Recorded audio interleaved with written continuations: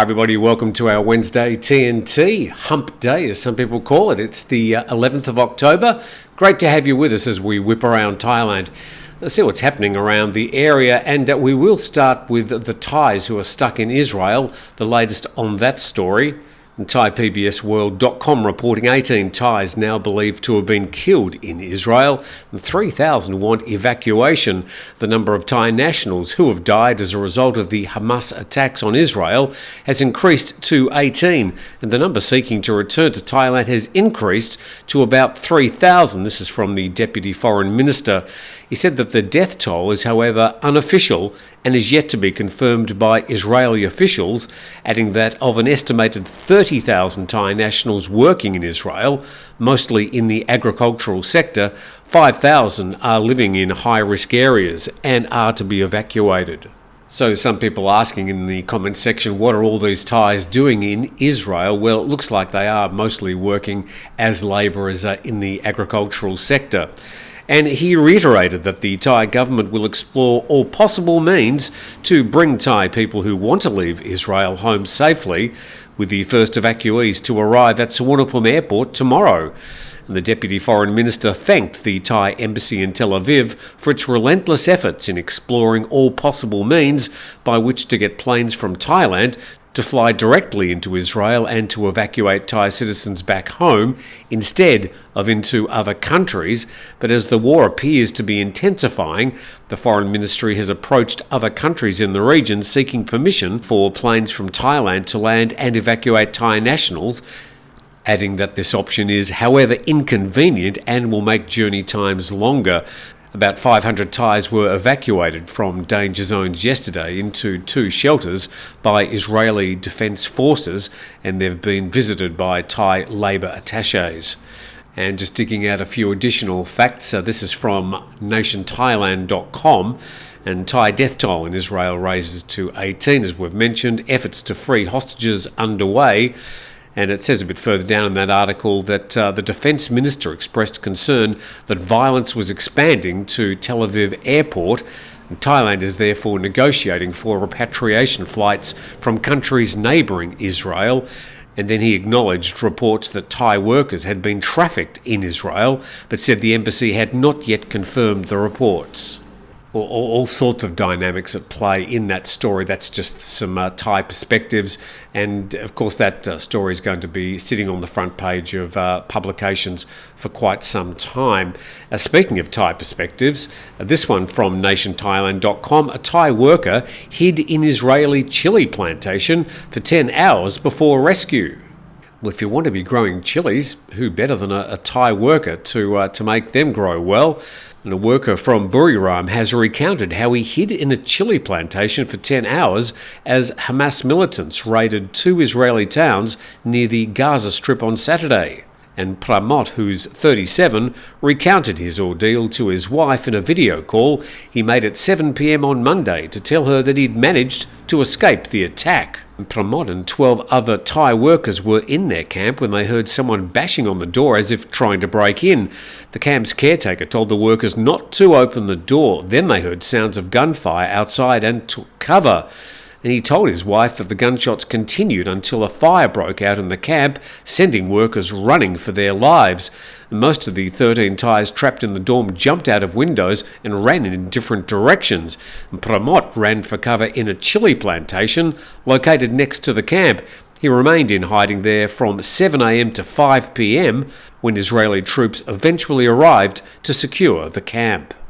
Well, he's not the only one, and it looks like there's a lot of work going on behind the scenes to try and secure the safety of those Thais, whether they stay in the area or try and repatriate to Thailand. Back to some local news, and from ASEANnow.com, and Hong Kong duo busted in Bangkok for smuggling heroin to Australia. And officers from Bang Sue Police Station arrested two Hong Kong men in Bangkok's Chatuchak district yesterday as they attempted to smuggle heroin to Australia through parcel delivery services. So you drop into your local parcel shop. Oh, hello, sir. Welcome. What are you sending today? Oh, just a few parcels of heroin sending to Australia. These guys obviously not the brightest, and a staff member at a delivery shop in Chatuchak Weekend Market urged police officers to visit the shop after 2 foreigners delivered 18 suspicious parcels to Australia. Well, they were trying to anyway, and then the staff slowed the service until officers arrived at the shop. And police examined the suspicious packages and found heroin hidden inside. According to the police report, the suspects pretended to be delivering shirts to Australian customers. Well, in fairness, the 2 workers were working in a clothing shop, and they packed the drugs at the bottom of the boxes before covering them with black plastic sheeting and placing the shirts on top. The total amount of heroin discovered in these packages amounted to a staggering 1 kilogram. Yes, that is a lot of heroin, and these days with smugglers trying more sophisticated and ingenious means of getting drugs from one area to another, maybe just going to your local delivery service and hiding it at the bottom of a package is as good as any. Thanks to our sponsor, by the way, 5 Star Marine, VIP charter service anywhere off the island of Phuket. I mean, a great company. And Sean having his birthday the other day. Happy birthday, Sean. And they enjoyed their birthday bash, which was a charity raising for Living Waters Phuket. So 5 Star Marine still doing some great job in the community, apart from taking you out on a very memorable tour around the islands of Phuket.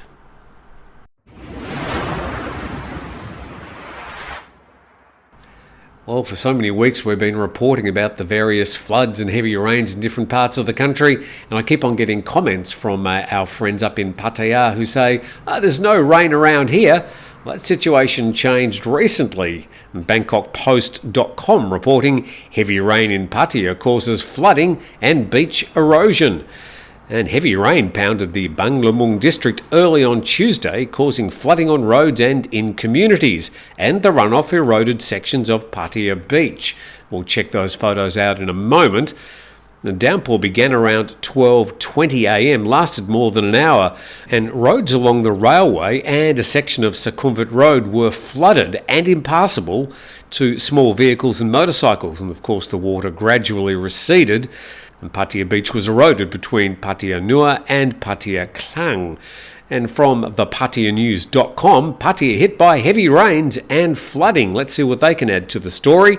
They said the torrential rain appeared to be a consequence of tropical storm Koinu, which contradicted an earlier weather forecast by the Thai Meteorological Department, which stated that the storm would not directly affect Thailand's weather conditions. Well, I'm on the TMD side this time. The former typhoon and current tropical storm, Koinu, had nothing to do with the heavy downpours in Pattaya very early yesterday morning. And we'll go to this from Venture Sky. Now, this is actually a screen grab from yesterday, so it's not this morning's screen grab, it's yesterday's, and it shows the tropical storm Koinu with winds only around 20 or 30 kilometres an hour. It's situated there in the middle of the South China Sea, hasn't even come close to Vietnam at this stage, and the arrow there are pointing to where Pattaya is. And then going to the actual video and animation, and you can see that the winds around Koinu quite weak at the moment, and it's really just a low pressure area now, and the weather that came to Pattaya was just local monsoonal weather that we get this time of the year, so nothing to do with Koinu in that particular case. But here's some photos from the PattayaNews.com showing that deep and heavy erosion as some of these sands washed all the way back to, well, where the sands came from. Always the problem when you do a big reclamation like this, that nature's always going to try and go back to where it was before, and there's going to be a lot of cost in repairing that erosion damage. Another shot there looking back at the township. One vendor deciding, just might as well sit in here, or no one's going to come and fix it in the short term. So hopefully peace and tranquility has returned to Pattaya, and I'm sure they'll get on top of the repair works for those beaches very quickly. And we go to BangkokPost.com now, and the rich might not get 10,000 baht handout. So that brings about the next question. What is rich in Thailand? The government's considering revising its 10,000 baht digital wallet handout scheme by excluding wealthy people, according to the Deputy Finance Minister. The proposal comes at a time when the government of the PM Srettha Thavisin has been defending the centrepiece of its economic revival policy against critics who say that its cost at 260 billion baht is too much. As well, they say it's still not clear how the program will be funded. A little bit hard to be a critic when you don't know the details along with everybody else. The Digital Wallet Steering Committee will consider revising the scheme when it meets today to exclude wealthy people, as some critics have suggested. And the Pattaya party proposed the handout of 10,000 baht to all adult Thais over 16 as a way to get money circulating in the economy, creating a multiplier effect that in turn would lead to increased tax collection. It's expected to start in February.